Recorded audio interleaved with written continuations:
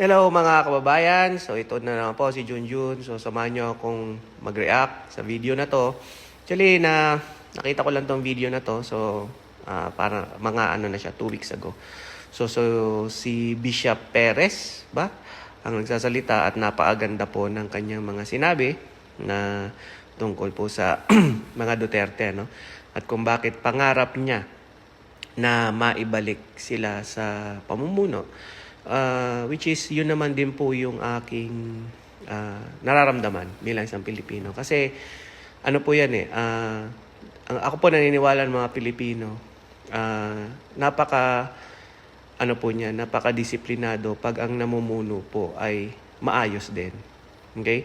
Kaya nga po, di ba, maraming mga Pilipino sa ibang bansa, hindi naman kayo nakakarinig o nakakabalita ng mga pasaway na Pilipino, no, sa ibang bansa. Kasi sumusunod sila doon sa mga patakaran doon kasi alam nila na maayos, okay, ang mga napupuntahan nilang bansa.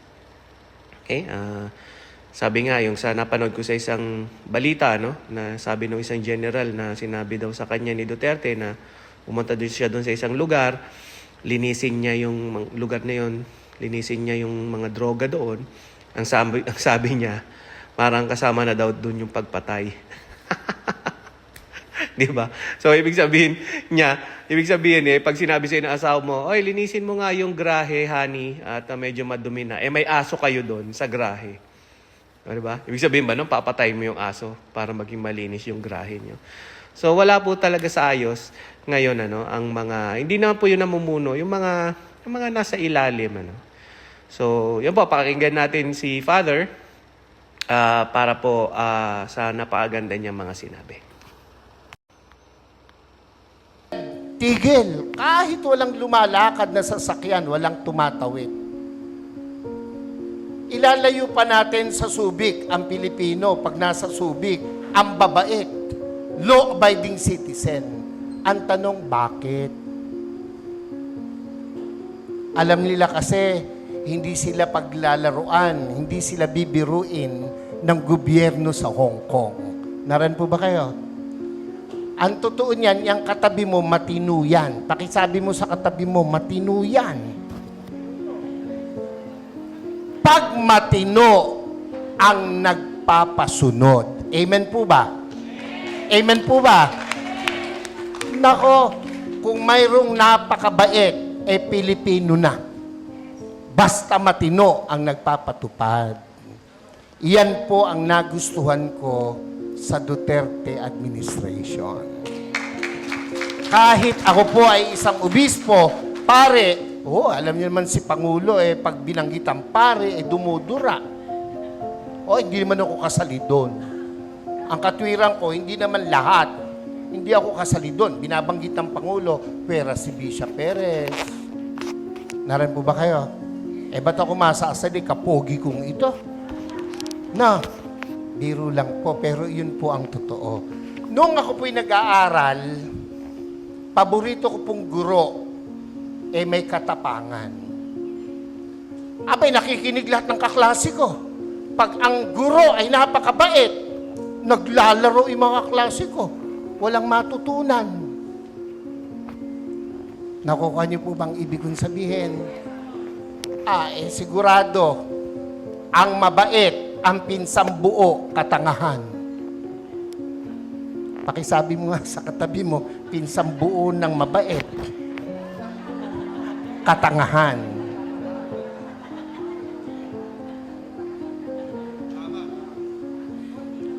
Ako po ay isang professor din by profession. Isa po ako sa kinatatakutan ng mga estudyante. Pag ako po'y naglalakad sa koridor, nauubos ang estudyante. Pag pumasok ako sa pintuan, tahimik para mga pinitpit na luya ang mga bata. Pero isa lang ang aking sinisigurado, may matututunan ang mga bata sa akin. Kaya po, ako ay kinatatakutan pero pinakamamahal ng mga estudyante. Naran po kayo. Naran po kayo. Ako po'y nangangarap na ang Duterte mabalik. Yung mga hindi pumalakpak, bahala kayo. Naran po kayo. Pansinin nyo, noong panahon niya na nakaupo, mga politiko'y takot na gumawa ng mali. Pati pulis, pati sundalo, takot. Aba, biglang, anong nangyari?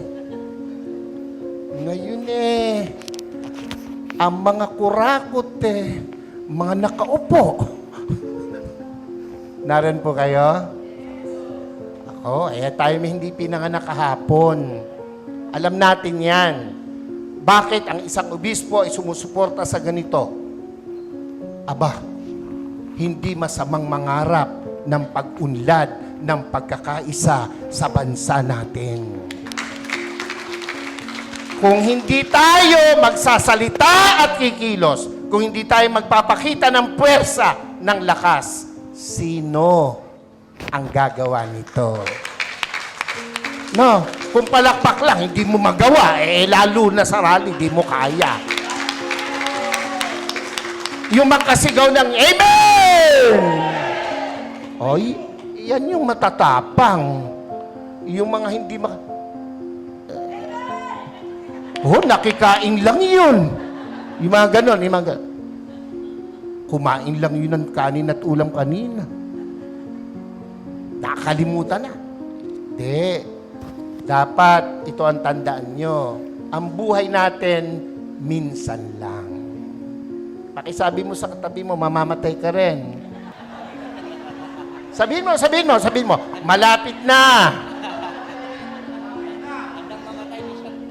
Pero, bago mamatay, napakagandang nagparinig ka, nagparamdam ka para sa bayan. Yun ang pinakamahalaga sa lahat. Amen po? Ako po hindi takot makulong, mabugbog, basta't iparamdam mo yung gusto mong iparamdam. Babae, gusto mo, maganda, mayaman, sexy! Gustong-gusto mo. Sa tuwing nakikita mo, nagpupunta ka ng kubeta. Hanggang kubeta ka na lang. Hindi ka magtatapat, hindi ka magpaparamdam. Pag dumaan na ganun, simulan mo sa kindat. Simulan mo sa dila. Hanggang sabihin mo, crush kita. Hindi ka man tanggapin, at least nagparamdam ka. Mga Bulakenyos, mga kasama kong taga-Caloocan, Zambales, Pampanga, aba, hindi masama na suportahan natin itong rallying to. Yung iba na pe-pressure ng kung sino, natural lang yon. Ang nami-pressure sa kanila, siguro nasa taas. Dahil kung nasa baba, hindi nila papansinin. Pero, aba tayong malaya, huwag tayong pa-pressure kahit kanino. Minsan lang ang buhay natin. No, sabi mo sa katabi mo, mamamatay ka rin. Sabi mo, mamaya lang. Wag.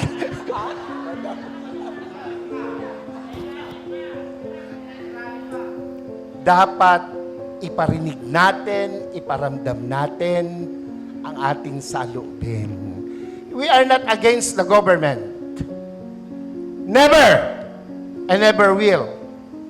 Lalo po ako. Nakapula nga ako Naran ba kayo? Pero, kailangan nilang makita, kanilang dapat marinig, ang dapat makita at marinig. Gera? Handa ba ang Pilipinas sa gera? Ha?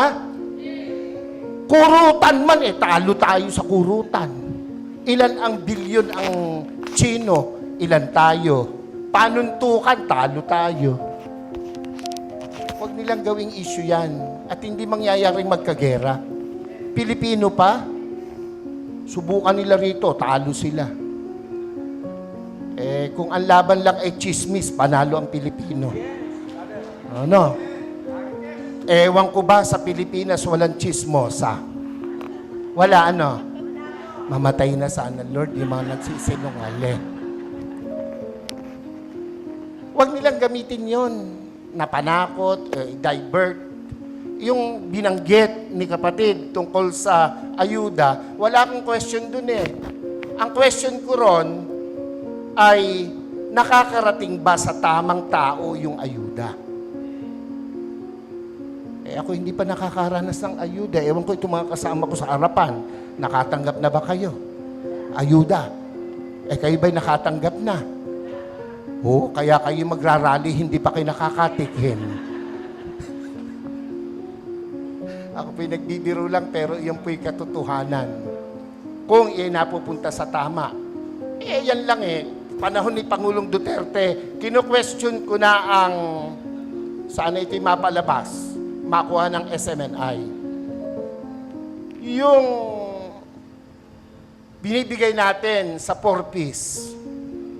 Ako, yung dole, yung mga tupad na nagwawalis at nagdadamo, 1 oras lang ang naipapile 8 hours. So, walang problema ang gobyerno. Yung nagpapatupad. Naran po kayo. Yung 4-piece, hanapin mo mga nanay, isinasanla yung card. Nangagsusugal. Kung ang binibigyan ba niya ay matitinong kagaya ng nasa harapan ko ngayon, hindi nag-yes, bahala kayo. Ako'y nangangarap ng maganda sa inyo, kayo hindi nangangarap. Naran po ba kayo? Hindi ako against dyan, pero dapat tama ang binibigyan. Naran po kayo? Oo. Pag dumaan sa politiko, dole, ang magwawalis, mayayaman pa sa amin. Pero naka-uniform, nasa lilim, nagkikwentuhan. Ang pinagkikwentuhan, ganito lagi. Alam mo ba? Yung mga introduction ng mga chismoso. Alam mo ba? Alam niyo ba? O tango naman.